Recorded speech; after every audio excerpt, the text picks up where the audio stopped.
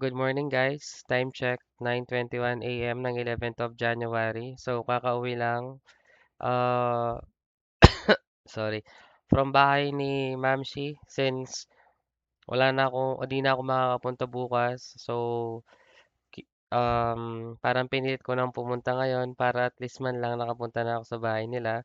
Tapos, at last, na verify ko na yung PayPal account ko. So, ah, parang fully verified na tayo sa PayPal, GCash na bago, Maya, at this day off na meron ako, bali pag-aaralan ko yung ano, being a virtual assistant. Meron training na sa YouTube 10 days supposedly, pero gagawin ko siya ng um, isang bagsak siguro pagkagising ko mamaya since wala na akong gagawin kung sakali, pag-aaralan ko na yung parang ano siya, 10 session tapos um, tawag dito, 10 session na tagda 2 oras. So, 1.5 ko na lang mostly kasi yung sa unang video na napanood ko parang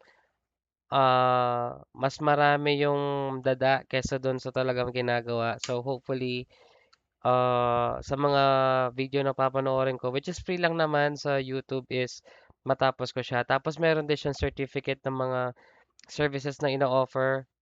Meron naman permission ng publisher doon na pwedeng kopyahin para naman may ipakita mo kung kukuha ka ng client na anong tawag dito na talaga namang may bubuga ka. Siyempre, sa mundo ng VA, alam ko agawan for sure. Sa una, lalo na sa mga walang experience na tulad ko, lalo na yung experience ko is more on BPO, call and ride dun sa kaibigan, pero sadly parang di tayo nakuha kasi nakalagay urgent, pero walang email. Dinoble, triple, quadruple, quintuple check ko pa yung email ko pero walang nalitaw. So yun lang guys, yun yung update ko for 11th of January. So 11 days na tuloy-tuloy na nakakapag-upload ako ng video. Sana mapagpatuloy ko. Nakita ko yon dun sa jacket gumalaw. Sana walang nagmumulto. Sana nakita nyo rin. Goodbye.